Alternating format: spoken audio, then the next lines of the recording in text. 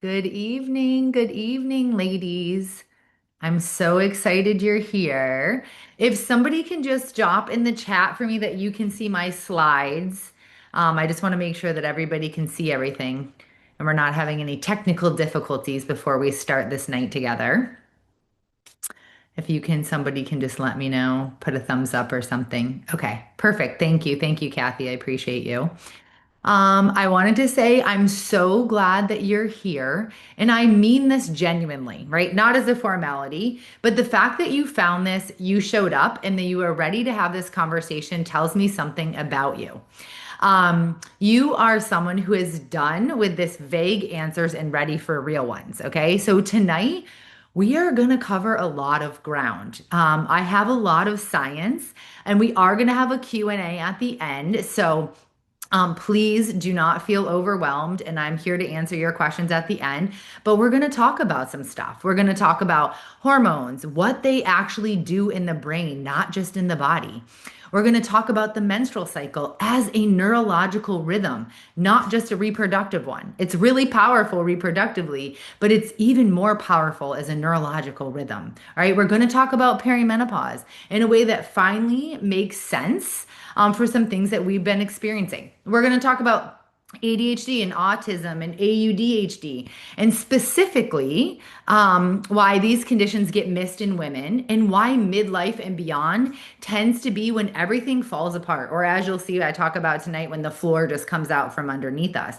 And back it by what science actually says, what we actually know is true, and what's going on in our bodies when this is happening. This is a medical education session, but it's also a deeply personal one for me because medicine and lived experiences are not separate things. They are the same story. And unfortunately, we live in a medical society where they're not. Shared experience and what happens in the clinic are not the same story. Those things are not intertwined. And that is really my mission and what I want to change my lot in life. Okay. And so tonight we're going to start and we're going to talk about these things. Okay. And like I said, we will have a Q&A at the end. So I hope, if you have any questions, please answer them. All right. So we're going to start. First up is, who am I and why do I have the right to talk to you guys, you ladies, about any of this? So, my name is Dr. Sarah. I am a board certified physician, and my clinical focus is women's health through a hormonal and nervous system lens. I work specifically at the intersection of reproductive hormones, neurodivergent presentations, and the midlife and beyond transition, because those three things are deeply interconnected, and very, very few physicians are trained to see them all together. Okay. My approach to medicine is what I call precision guided or full picture care. And what that means to me and in my practice is that I do not separate a woman's hormones from her mental health. I don't separate her mental health from her neurobiology. And I don't separate her neurobiology from her history. I look at the whole system because that's where the answers are. That is where the answers lie. And over time, in years, I've become particularly focused on women who've been missed by a healthcare system, missed by fellow diagnosticians, missed by a culture that constantly tells us that these physiological responses are personality flaws, are psychiatric problems, or are just aging and we have to deal with it.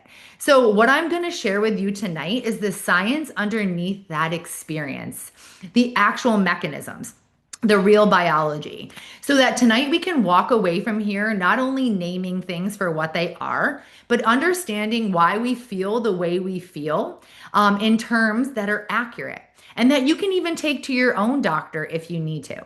That is the goal for tonight. So let's get started, okay? First and foremost, I want to start by teaching a framework I want this framework to be really our statement for tonight as we go through. And this framework is what I practice every single day in my clinical practice. And it's that the women that I work with are not broken. You are not, and I am not failing, right? We are not simply anxious or dramatic or bad at coping. Guess what? We're running a nervous system that has been under resourced, misread, overloaded, often for decades, without adequate support or adequate explanation. There are three things that I consistently see in my practice, um, which every single day made me want to come back to practice, even when I have the longest day possible. The first one is I keep seeing women in conventional settings being handed diagnoses of anxiety, depression. I see this a lot now, borderline personality disorder, bipolar disorder. Okay. But guess what? What's part of what's really happening and the underlying driver was hormonal dysregulation or undiagnosed or unrecognized neurodivergence. And not because my colleagues are wrong or bad doctors, but because the tools that we were trained with were not built for how these conditions present in women, especially in women. Okay. That's number one. Number two is when I actually started really understanding ADHD and autism through a hormonal lens, meaning when I started to learn how estrogen modulates dopamine, how progesterone affects GABA, how hormone instability in perimenopause amplifies every single neurodivergent trait. It honestly changed my entire clinical picture. So things that I used to look at that were treatment resistant depression, or anxiety that came out of nowhere in midlife suddenly started to have this. I had this like aha moment like, oh, I think I have a different explanation for what's going on. And number three is I believe strongly that women deserve language, not just reassurance, ladies, but language, specific, mechanistic, honest explanations for what is happening in our bodies and in our brains. And that is what I'm going to give you tonight and what we're going to talk about. Okay. Let me tell you about a pattern. I think it's important, as I've treated hundreds and hundreds of women in my private clinical practice, to tell you that the patterns that I see consistently. And the goal of this is to see if maybe this is something you relate to. And I always like to stay and start off these events with saying that if this is something that resonates with you, you may not resonate with all of it, but just, say to yourself, okay, I think that's me. I think I might have that pattern, right? Because recognition is the first key. So women come in or to my practice or they join one of my programs or they find me online. And one of the first things they say is some sort of version of, I don't know what's happening to me. I used to be able to cope and handle this. I don't recognize myself anymore, Dr. Sarah. I've had women tell me I'm about to quit my job, leave my husband, move out of the country, right? And they've usually been told by doctors, by their partners, by ourselves that the problem is stress, right? Oh, you need to work on your mindset, right? You've always been an anxious person. And the one I really dislike the most, this is just aging. This is what I hear a lot from women they get from their primary care doctors or their OBs when they go in. This is just aging. This is part of getting older. No, no, it's not. No, no, it's not, right? And underneath all of that is the quiet, persistent suspicion from most of these ladies that something neurobiological is going on, that her brain, our brain has always worked differently, right? That ADHD content that they see on TikTok describes their life. I've heard a lot of women say that to me, right? Like, I see these things on TikTok and on Instagram, and I think I have ADHD, or I think I might be autistic, right? We know these things, right? We know that our brains are working differently, even if we don't have a diagnosis yet. And here is the medical framing that I want you to hold on to for this entire session. The presenting complaint is usually something like, I can't cope like I used to. But the underlying story that I discover is always that I was never fully supported, and the hormonal changes of midlife have removed that last layer of compensation, right? That's always usually a big component of it when we get to the bottom. So we are going to unpick exactly what this means biologically. But before we get to the mechanisms, I want you to understand that the pattern, to think about the pattern that you're noticing in yourself. The sense that maybe midlife exposed something that was always there isn't really a metaphor, right? It's a literal neurobiological phenomenon, what is happening, right? And we have the science to explain it all. I want to start tonight with ADHD. Because the epidemiology here is important and very underappreciated. Okay. ADHD is a neurodevelopmental neurodevelopmental condition characterized by dysregulation of attention, impulse control, and executive functioning, right? It's driven primarily by differences in dopamine and noradrenergic signaling, right? In the prefrontal cortex. Remember that word. Prefrontal cortex is going to come up a lot tonight. And this is the part of our brain that's responsible for planning, for organizing, for emotional regulation, for working memory. I like to tell people the prefrontal cortex is basically like the CEO of your brain, right? Now, here's what the research shows about women. Okay. Women with ADHD are diagnosed on average, this is an average, 5 years less than men. In childhood, boys are roughly diagnosed at a 3-to-1 ratio over girls. But in adulthood, it becomes more like a 1-to-1 ratio. So, what does that say to you? You're going to learn about me if this is your first experience with me. I'm that doctor that always asks why, right? In the neurodivergence world, but in my practice, why is your insulin, high? Why is your ferritin low? It's not just good enough for me that it's happening. I want to know why.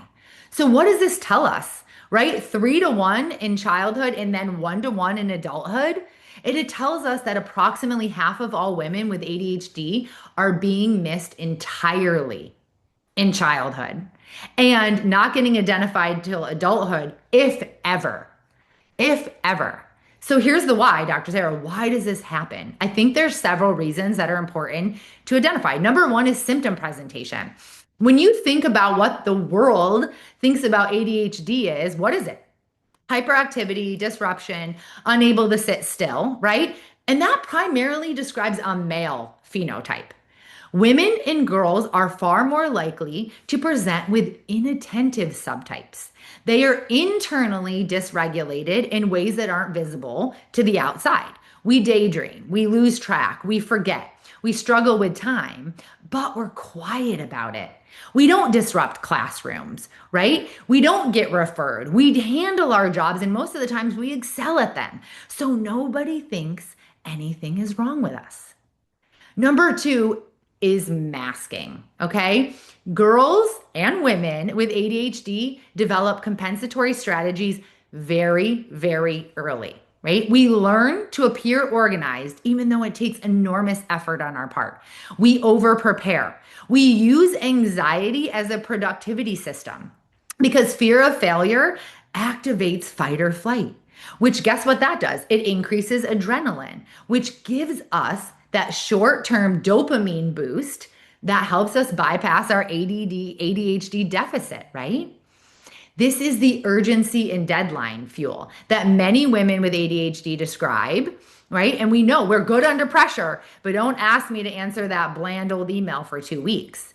And guess what, ladies? This works for decades until it doesn't work anymore, right? And the third thing is comorbidity. And this is very, very big. Undiagnosed ADHD in women produces significant secondary mental health consequences. I want you to hear me when I say that. Anxiety, depression, eating disorders, medical trauma are substantially more prevalent in women with untreated ADHD. And guess what? When those present first, so when they get diagnosed first with anxiety, with depression, with an eating disorder, guess what? That becomes the primary diagnosis. And the underlying ADHD most of the time never gets found or not until significantly later. The cost of late diagnosis is not trivial. And we're going to talk about that later. But years of unexplained academic and professional underperformance, years of failed relationships with no framework why, years of shame. You know that shame increases your cortisol, right? Years of playing the imposter syndrome and being exhausted. Well, nobody around us knows what's going on. And then guess what? Midlife arrives and our adrenaline system starts to fail. And those compensatory strategies that we had, they don't work, right? And that is what we are treating when we treat late identified ADHD in midlife. This isn't a new condition, ladies. It's decades and decades of unmet needs, okay? Decades, right? We've been doing this until the wheels fall off, or we're going to talk about till that floor comes out from underneath us. All right, so let's talk a little bit about autism. So, the autism picture is actually worse than the ADHD one, if you think it can even be worse, right? Literally, approximately 80% of autistic females are undiagnosed by the age of 18. And you know, autism is a spectrum. We're not getting into that tonight, but 80%. The clinical ratio of autism diagnosis skews heavily male and historically was quoted 4 to 1, though the new research is telling us it's more closer to 3 to 4, right? Meaning women and girls are not less autistic, they're less identified. 1 in 3 autistic women, this is serious. 1 in 3 autistic women report at least one prior psychiatric misdiagnosis. And what I will tell you, I see in practice every day, most commonly with my autistic ladies, is they've been diagnosed with a personality disorder. So, borderline personality disorder or a mood disorder, bipolar. Those are the ones I see very typically. And guess what? Same as in ADHD, when they get diagnosed with anxiety or depression, once you get diagnosed with bipolar, guess what gets treated? The bipolar, right? And guess what? You will be treated for years and years and years with no improvement or with little improvement and changing medications because the underlying autistic neurobiology is never being addressed. The average diagnostic delay from first contact with a mental health service. Now, that is a mental health service, not a first contact with a physician, but with a mental health provider to an adequate and accurate autism diagnosis, 8 years. 8 years. So again, Dr. Sarah's over here saying, why? Why is this happening? And here's the answer. In ADHD, we do this as well. The answer is camouflaging, or another word we use is masking. And it's the single most important concept to understand this, okay? I want you to hear this because I bet you everyone in this room does this. Camouflaging is the process by which we disproportionately females do camouflaging and masking more than men, where we learn to suppress, hide, or compensate our autistic or our ADHD traits in order to pass as neurotypical. Anybody in this room done that? And guess what it involves?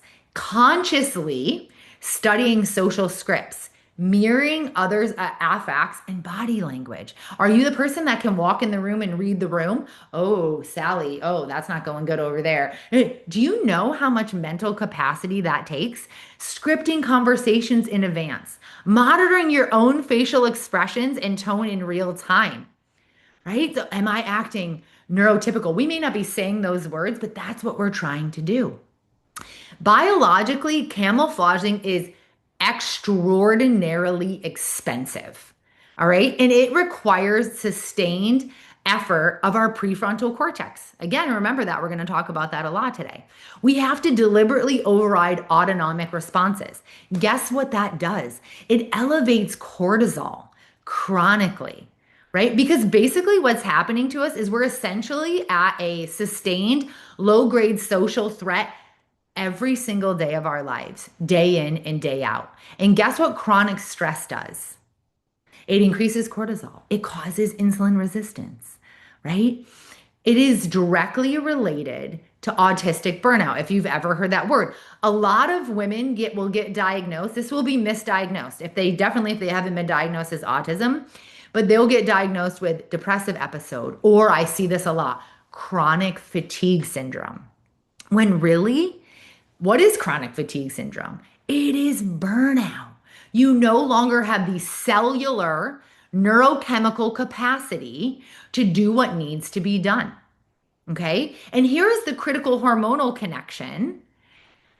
Estrogen has a modulating effect on the prefrontal cortex. It enhances the function of the brain in the regions that we are relying on so we can mask and we can camouflage. So when estrogen is stable, right, particularly in the follicular phase or in reproductive years, then there is more neurobiological resources available to help us mask. But this is also why this statistic exists. PMDD, premenstrual dysphoric disorder. About 6 to 8% of women suffer from it. 40% of those women are neurodivergent. Okay, they are. So when estrogen becomes unstable, right, or it goes down, even if it's in just 7 days before our period, guess what happens? That support for that prefrontal cortex, that CEO of our brain, starts to fluctuate. And then when perimenopause hits, which we're going to go deep into that in a little bit, things are all over the place with estrogen, right? And then women, us women who are holding it all together, we can't. The floor falls out, right? That performance, that masking that we used to do, that scaffolding that we built, we can't do it anymore. This isn't weakness, ladies. It's estrogen withdrawal from a system that was always dependent on it to compensate, right? Your hormones affect your brain. This is huge. I want to teach you something that I generally believe that every woman should be taught in school and almost never is. And I also want to challenge you with something. In order to change the world, I know that's a big task and a big ask, but I'm all about taking big tasks and big asks. I don't know about you. But in order for us to create generational change, to help our daughters, our granddaughters, the girls we care about, we have got to scream this stuff from the rooftops. And I really believe that learning the menstrual cycle is a brain body rhythm, not just a reproductive cycle, should be taught to every single girl we know.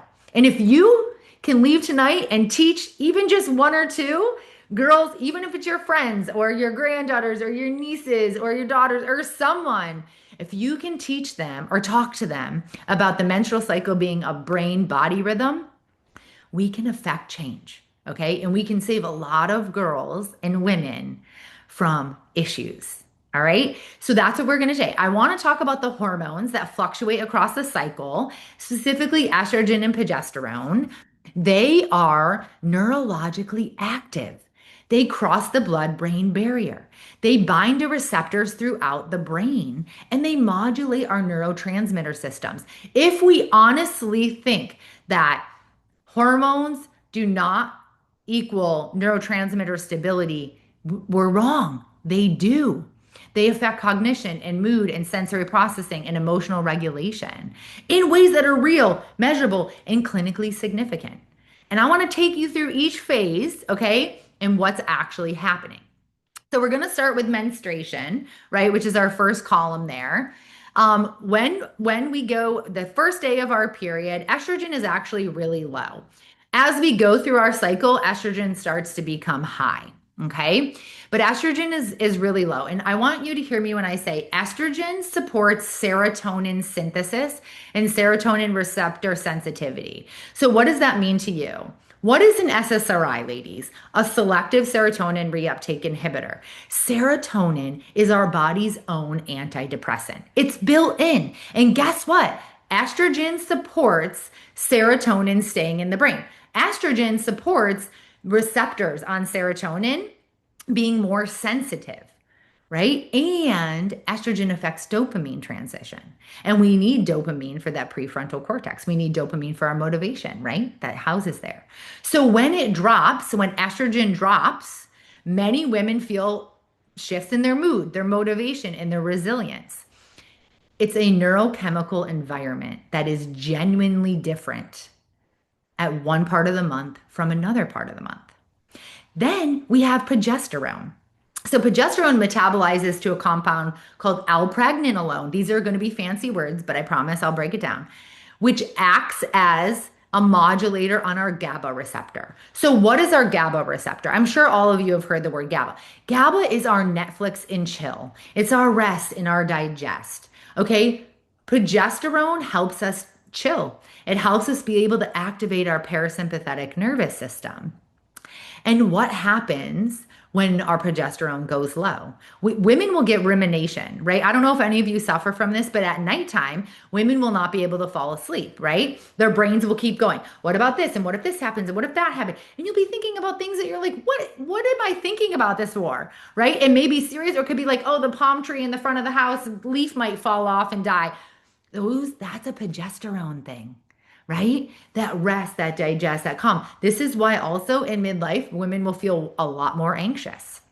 Like I never was had anxiety and now I do. It's from low progesterone or progesterone changing. It's also what the problem, one of the problems in PMDD is. Okay, so in your menstrual cycle, you start out with low estrogen and that then it starts to kind of climb up. A lot of women will say that they feel great when they get their period or maybe 1 to 2 days after having their period because guess what, ladies, that estrogen is going up. They'll say, this is when I feel really good. Then we get into that follicular phase, which is right after menstruation to ovulation. And this is usually the height of all things, right? This is when we can conquer the world. We're going to do all 55 projects and we're going to do this and we're going to do that because why?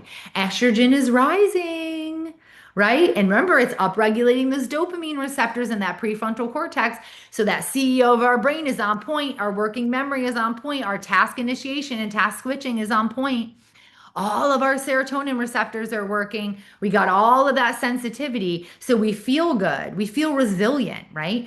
Interestingly enough, estrogen actually promotes neural plasticity.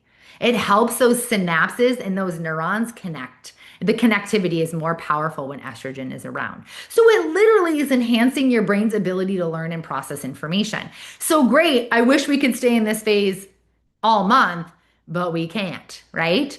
This is the phase that women love and we can cope and we can handle. Then ovulation hits. And I'm going to tell you something about ovulation. A lot of women um, love ovulation actually. That peak right when they ovulate, they'll say, I feel like I have more libido. I feel more like myself. But what I will tell you is that neurodivergent women, and I've treated hundreds, usually have a big problem starting after ovulation. And I don't see it as much in the neurotypical women. And I think clinically I know why. And it's because we are more sensitive to changes. And there is a deep, it's not a horrible slope, but there is a slope down of estrogen right after ovulation. It doesn't go to a flat line like luteal yet, but there is a slope. And so I think this is where a lot of women will get diagnosed with POTS, right? And they'll feel, I've had women that are pass out post ovulation. That is that neuronal instability that's going on in the vessel. And a lot of it's related to progesterone, right? And estrogen too. So a lot of neurodivergent women will have trouble starting right. They won't even get into luteal yet, starting right after ovulation. Then we get into luteal phase. So sometimes luteal phase for women can be 7 days before the period. It can be 5 days. Sometimes it's 3.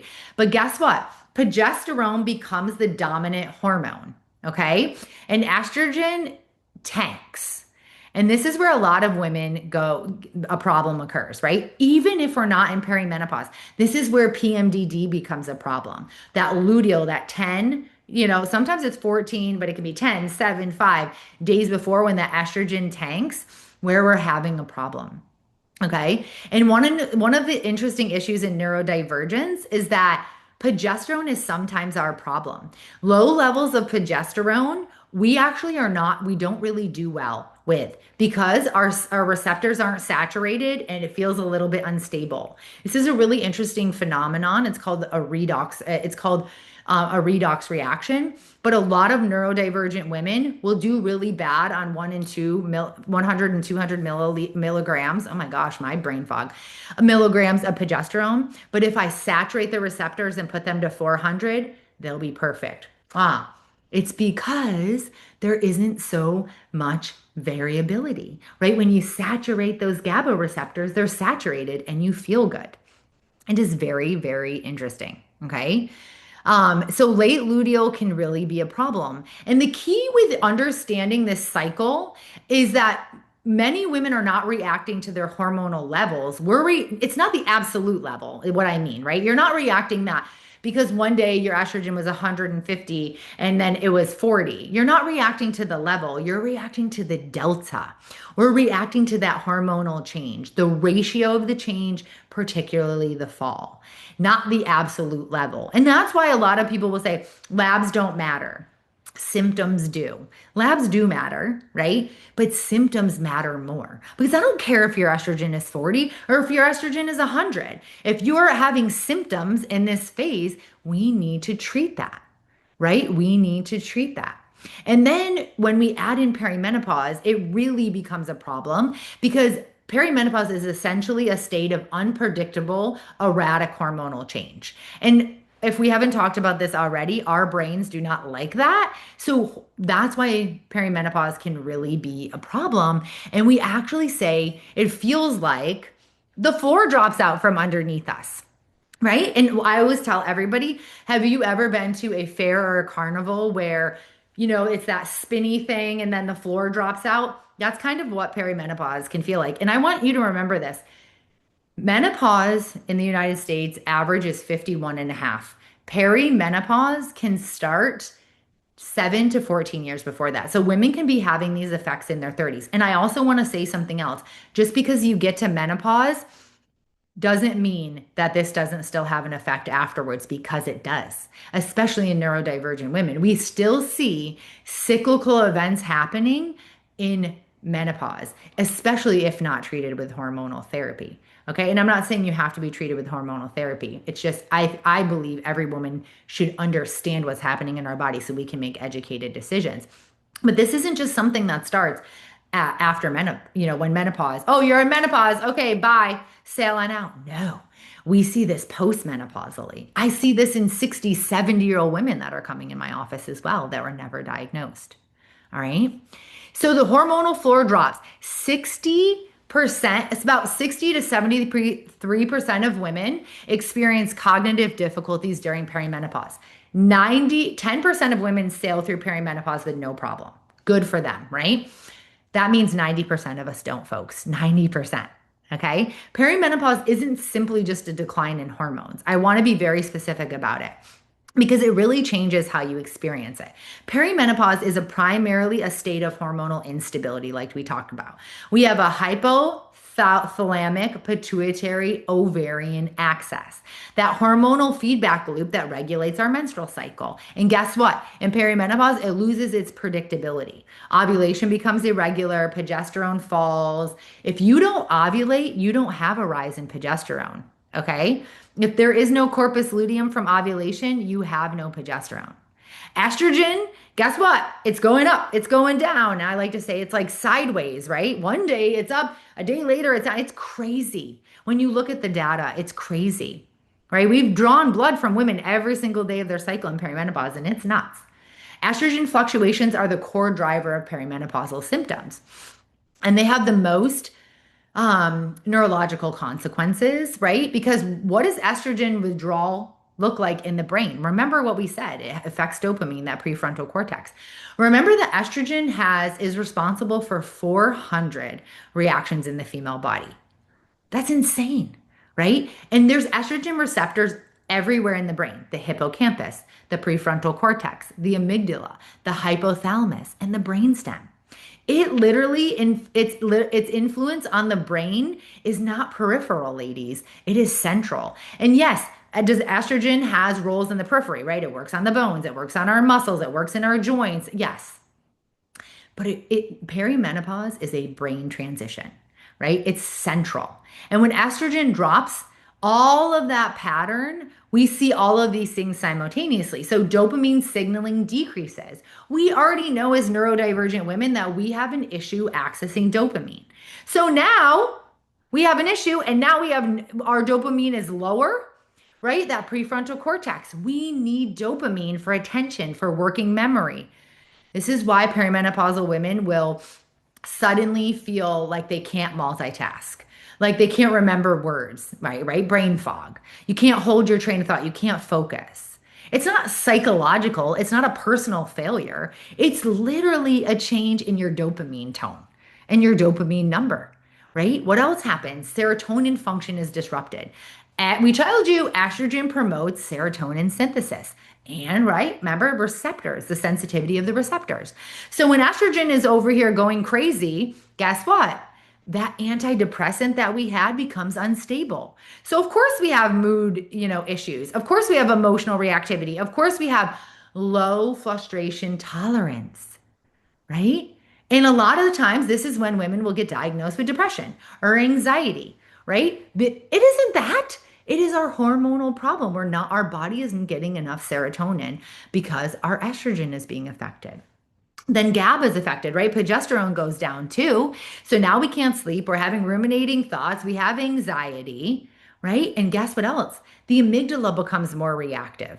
Estrogen actually inhibits the amygdala reactivity. So guess what?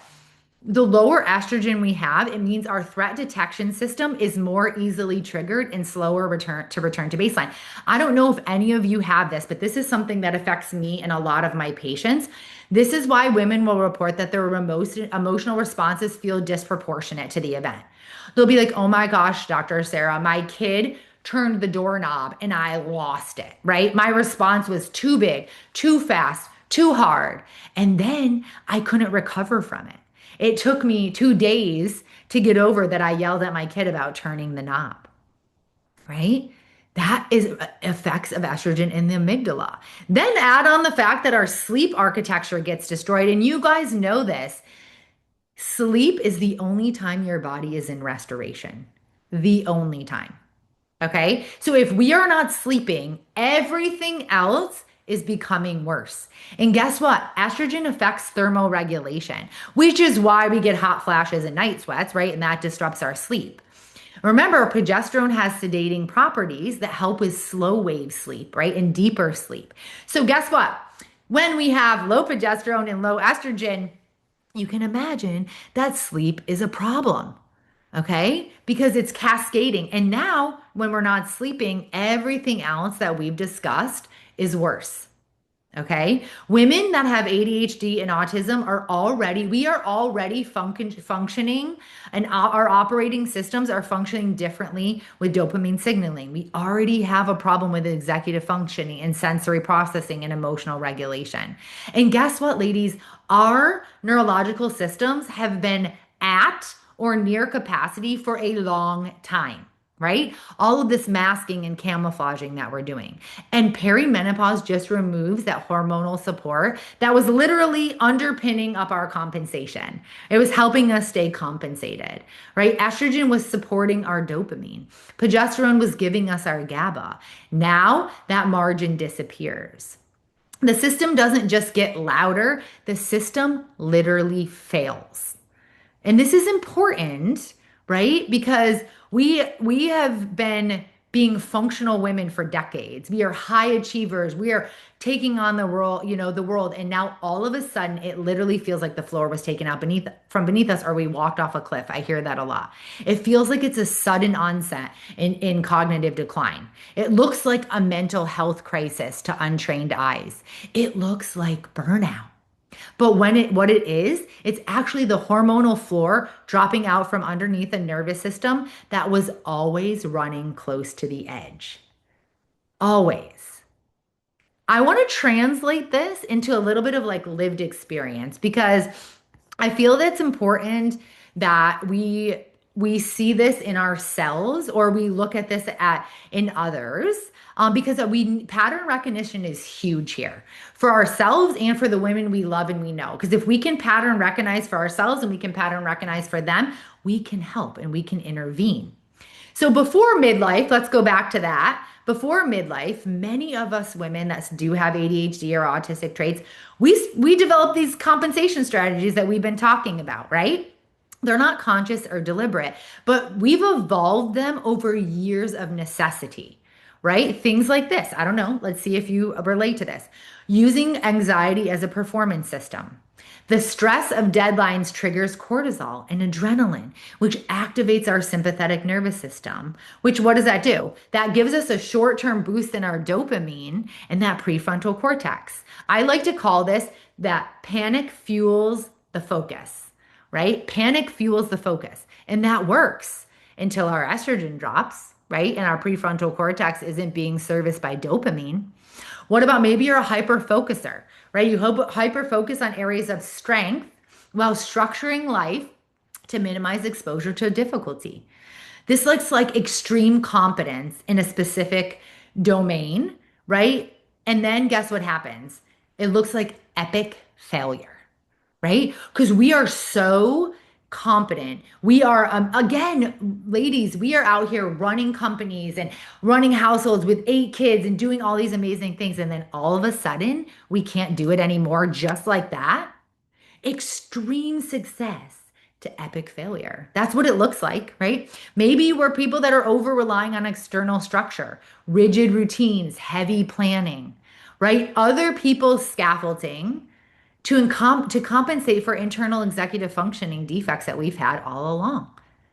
And in perimenopause, those strategies start failing for reasons that we discussed, right? The adrenaline driven deadline system stops working when cortisol is too high, right? That hyper focus becomes harder to access when you don't have any dopamine around. That external structures collapse when we have increased sensory issues and emotional volatility. And the women who have never been identified as neurodivergent or are looking for that diagnosis very late, they're always the capable ones. We're always the higher achievers. The person everybody assumed was fine because we're juggling all of those balls and we suddenly can't keep up, right? We're suddenly quitting our jobs and we're moving out of state, right? And guess what? No one gives us the framework to understand why this is happening to us. So, guess what we do? We default to an explanation that's been offered to us by someone else, which means the problem is you, the problem is me, it's my attitude, it's my effort, it's my mental health. I just need to calm down. You need to relax, right? But the correct explanation is a neurologic explanation, right? It's a biochemical explanation that our compensation architecture has been dismantled by hormonal instability. It's not a character flaw. It is a clinical picture that deserves understanding. So, what the heck does this look like in real life? Right? What does this look like in real life? Because when you can recognize your own experience or even experience of someone else, we can name this properly, right? So maybe this looks like sensory overload. I don't know if any of you have experienced this, but this is one thing that perimenopause really did to me was the sensory overload piece. An increased intolerance to noise, to light, to texture, to crowds. This isn't sudden anxiety. It's a change in sensory gating. Your brain's ability to filter and suppress irrelevant sensory input depends on adequate GABA, right? And serotonin. So when those are disrupted hormonally, that sensory volume gets louder. The nervous system cannot dampen it the way it used to. So I have women that will tell me, I cannot stand my coworkers because they chew too loud. I can't stand the light. The noise is too much. I had a mom tell me last week that she couldn't even finish watching Jurassic Park with her kids because it was so loud that it was literally driving her insane. That is what sensory overload looks like. What about emotional reactivity? Responses, we talked about this, responses that feel bigger and faster than the situation really warrants, right? And this isn't about instability. It isn't about you being a drama queen.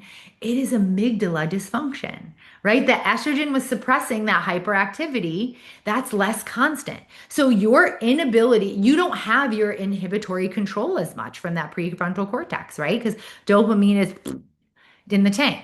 So guess what? Our emotional responses arrive too quickly, too intensely, and then we can't recover. We see women who won't go and do social events for this reason, right? It takes too much. There's too much stimulus and it takes you 3 days to recover from it. What does anybody have task paralysis? The inability to begin a task, even though you know it needs to be done. This is the classic presentation of executive functioning failure, right? Guess why? Because we need dopamine, right? That prefrontal cortex needs dopamine. It isn't laziness. It isn't that you don't want to do it. It's a dopamine initiation problem. And when estrogen becomes low and erratic, forget about it. You're not going to get it done. You don't have the neurobiological capability. And then what about burnout? And what about shutdown? Complete functional collapse after periods of demand, right? You have this big meeting and you go to it and then you can't even get out of bed. It's the body's response to sustained allostatic load. When the nervous system has been running at full capacity or near capacity for years and years and years and years without adequate recovery, eventually it shuts down. This looks like depression in some people, right? People will actually start feeling like their body is hurting and their joints are hurting. This is you completely shutting down. You have no cellular capacity, right? When dopamine is, and then add in mitochondrial dysfunction, which is another class, but add that into the mix. All right. And then what about the mask? You've been so good at holding up this mask, and now what's happening? It's starting to slip. The inability to maintain that social performance, that emotional suppression, or that appearance of just like coping, not a personality change.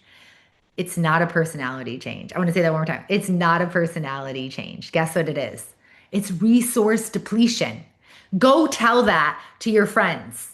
Okay? This isn't a personality problem, ladies. It's a resource issue. Our resources are depleted. Camouflaging and masking requires cognitive and neurological resources. And when those resources are being consumed by dysregulation, not, disruptive sleep and sensory overload, guess what? There is nothing left for the performance. That mask just comes completely down. And there's nothing we can do about it. We can do stuff about it. Naming these things accurately changes everything about how we relate to our own experience. And when we name things accurately, it changes what we seek out for support, right? And how we get support. I want to talk to you about something. I think this is something that women, when we finally do get diagnosed, we don't actually understand the gravity of this. And this is where the system fails us in the diagnosis that we never got for many years. And this is also why when we miss women and we don't diagnose women for years and years and years, it's not just about getting a diagnosis. There's so much more that comes after that. Okay. And I want you to hear this. And if you have been a woman that's been diagnosed late, then you will understand this. Okay. But when a woman is finally receives an adequate understanding of what's happening in her brain or body, whether it's ADHD and autism identification, or simply just saying understanding how hormonal instability is affecting us, the response isn't simple. It's layered and it deserves to be named. What is the first thing that usually happens? Well, it's relief, right? First, it's like, ooh, phew, like I finally have a framework that finally makes sense to who I've been all my life. The relief of being told, hey, this is real. You're not gaslit anymore. This is measurable. This isn't your fault. There is a name to this. But what comes after that? Grief. Grief follows relief very closely because understanding what was happening often means looking back at a whole history through a new lens. The school years were more effortful than they needed to be. Relationships that were more complicated than they should be. Careers that were shaped by limitation rather than choice. Years of self-blame that could have been years of self-understanding. There's grief, and we deserve to grieve. What comes after grief? Anger. And I will tell you, this anger is appropriate, right? The diagnostic gap for women in neurodevelopmental conditions is not a new problem. It is well documented. We've known this for years. It's long standing and it has real consequences. And there is an anger about having been missed by systems, by doctors, by educators, by our parents sometimes, and ourselves. This is huge. The anger that can follow a late diagnosis can be very debilitating. But what I want to say is what usually comes after that with some work is clarity.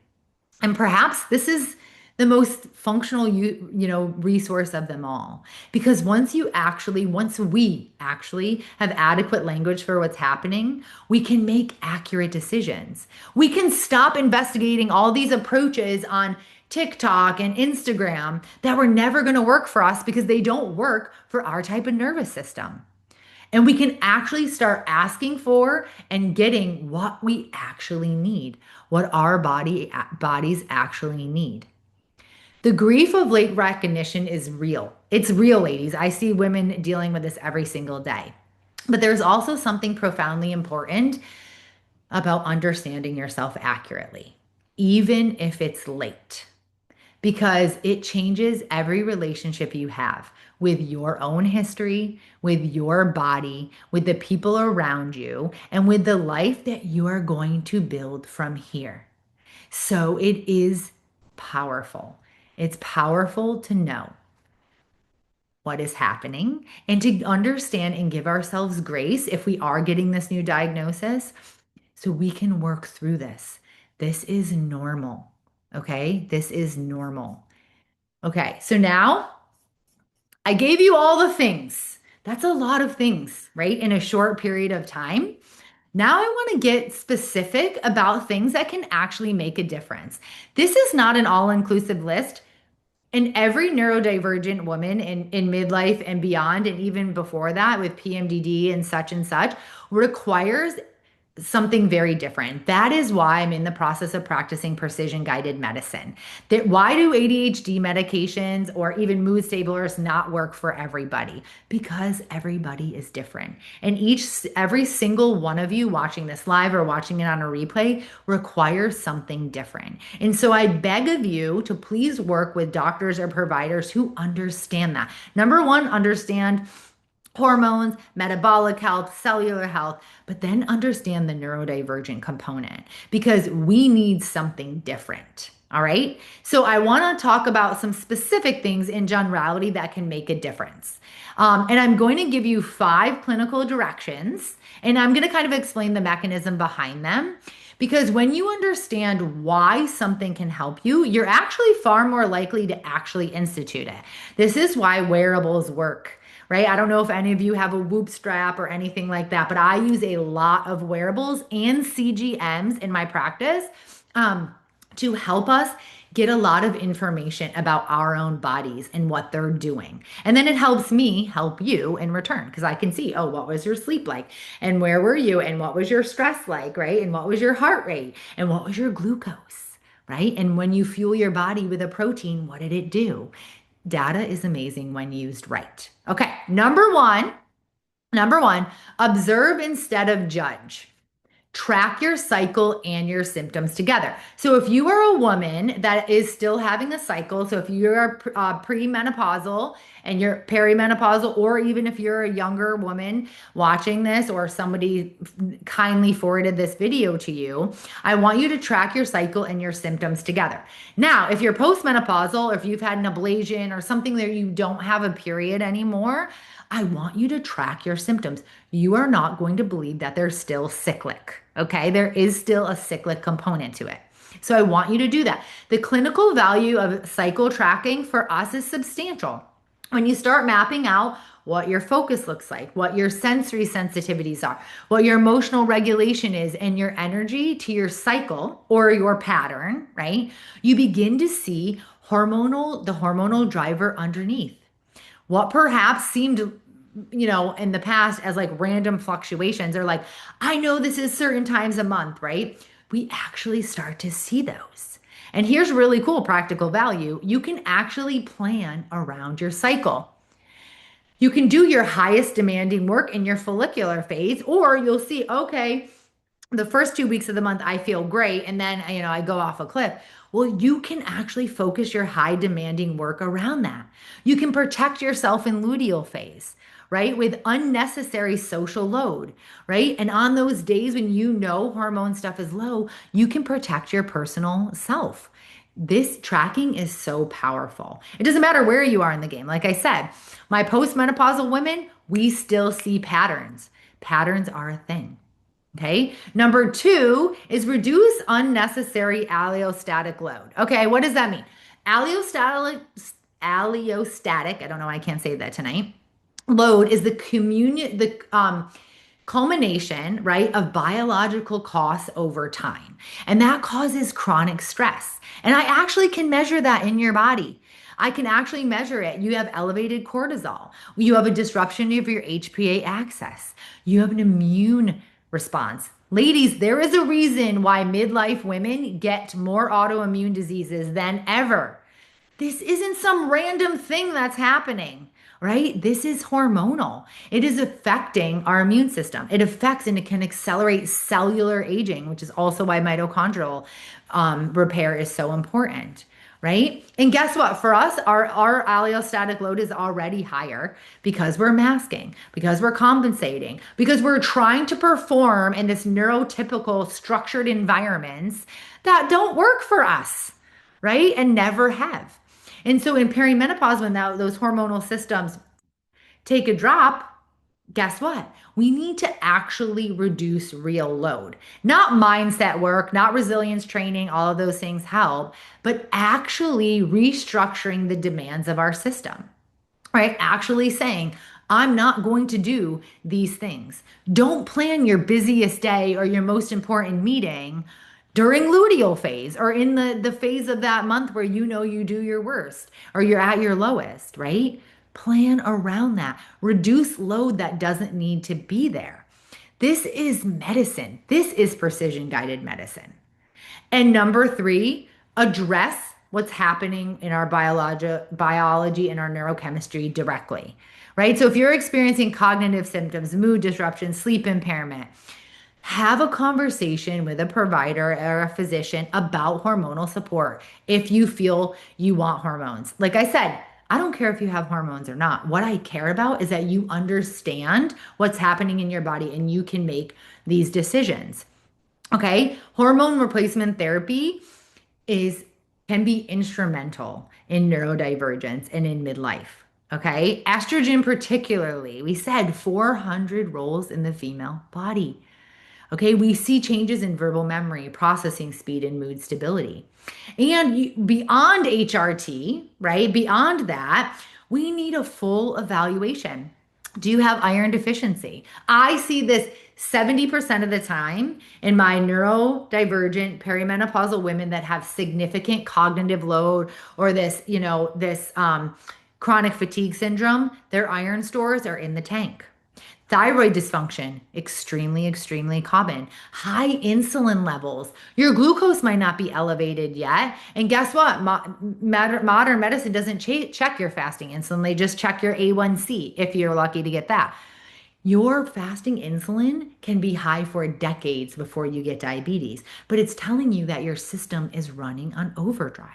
And if we start to control that, we start to have positive effects all over the place. Okay. And I beg you, don't allow a neurobiological problem to be treated like a psychiatric disorder. Okay. Majority of anxiety, depression, bipolar are hormonally based to some degree, right? Or neuro, neuro, biochemically based. Yes. Do some people have bipolar and anxiety and depression and that's just their diagnosis? Yes, of course, right? Of course. It's like everything else.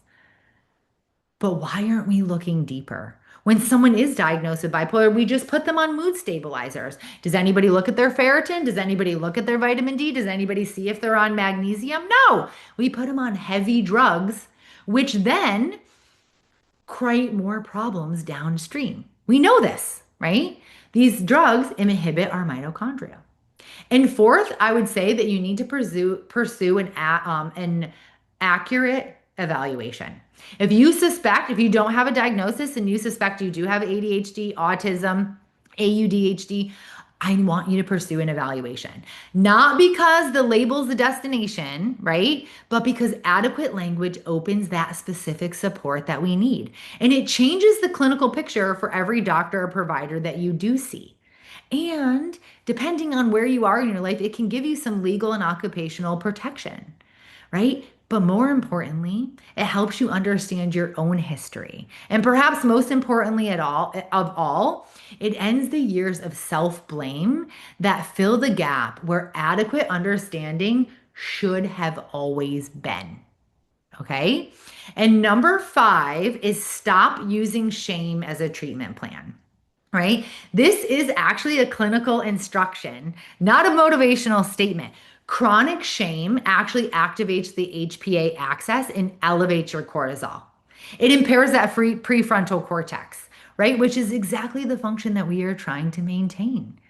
Shame is neurobiologically um, incompatible with recovery. And that is why trauma and shame within trauma is so, it can be so devastating to people, right? Because we can't get to relief and to cure if we still feel shame. So we're stopping this today, not because you should be kinder to yourself as a general principle, although you should, but because the science says that shame is contraindicated, right? Shame does not do us any good, right? It absolutely does not. And I want to close the teaching part of today with something that I say probably 500 times every single day in my practice. But I think that it's very important. And that is, you are not imagining it. You are not weak. You are not lazy. You are not too much. You are a woman whose biology and neurochemistry have been operating without adequate support. You are a woman whose hormonal change has been explained inadequately or not at all, and whose very real experience has been filtered through a clinical and cultural lens that was never built for us. That biology we discussed today.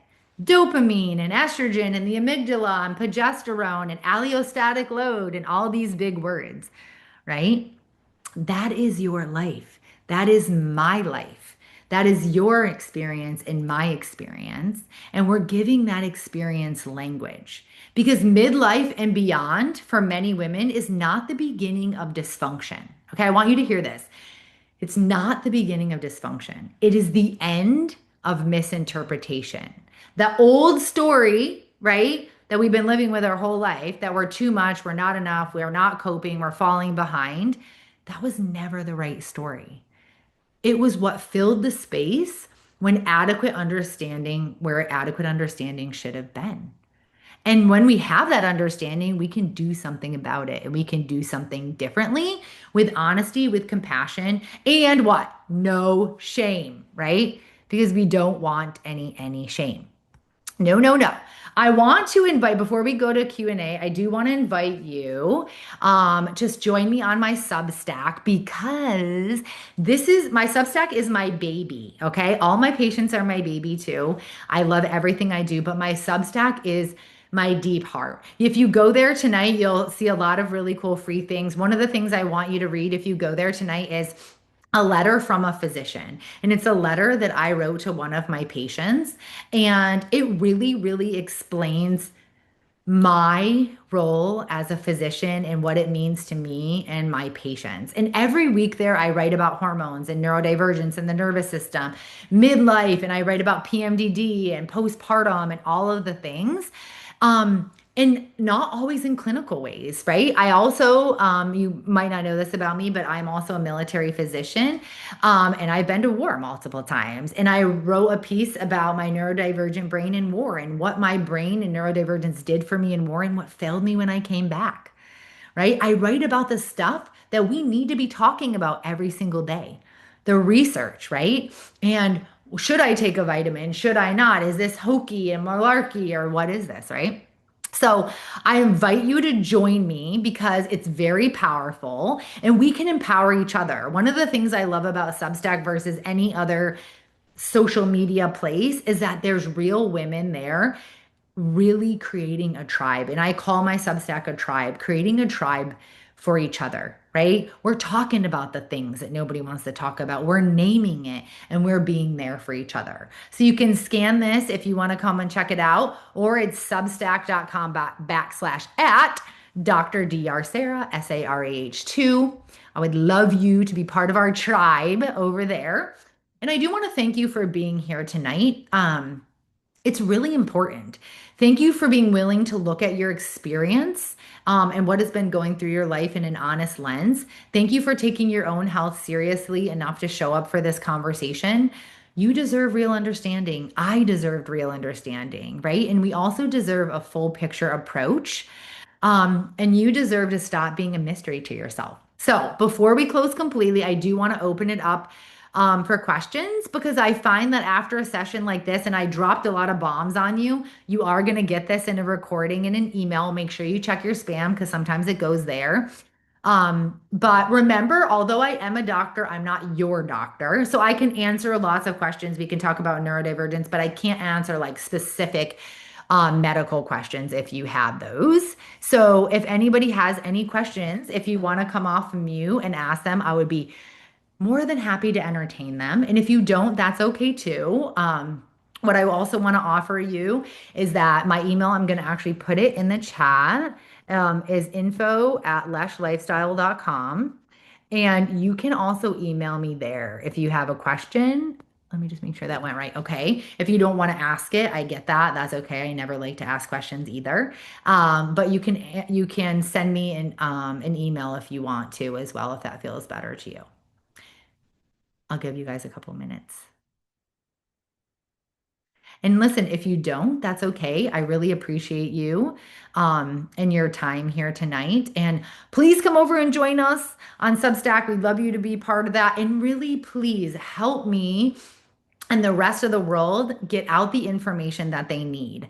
So go tell a friend or a daughter or a granddaughter or a cousin or somebody about something that you learned today or something that impacted you, because nobody's going to do it for us, ladies. We have to band together. And if we want to make generational change, which is what I'm trying to do, we can only do that side by side, hand in hand. I think I always think of it as when they went and those women burned their bras together. We can only do it if we create this tribe, right?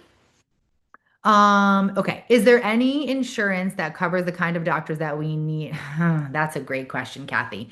So the answer is probably yes. I'm sure you can find someone.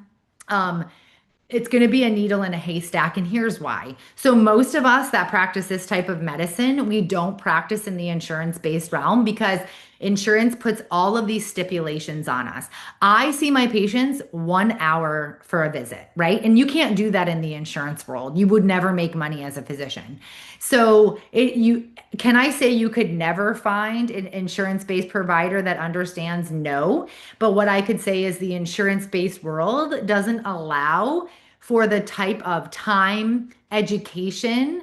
When you're seeing 30 patients a day, you don't have time to be educated, right? I see my patients for an hour, right? I schedule what I want. I go to conferences all the time. I'm reading data and research. I couldn't do that if I was an insurance-based doctor because I have to see 30 or 40 patients a day just in order to keep my practice afloat. So, can you find one? Yeah. Is it difficult? Yeah, it's difficult to even find providers who are actually trained in hormones, longevity, and neurodivergence, right? In the zeitgeist, there's a lot of talk about perimenopause and women's health, and that's awesome. I'm so glad we're turning the tides. But still, as neurodivergent women, there's still a huge void, right? No one is talking to us. And I see this all the time in my practice. Women will be put on hormone therapy or start doing something and they don't respond well. And then the Western world, even though they're better at putting women on therapies, will be like, well, that's all we have for you.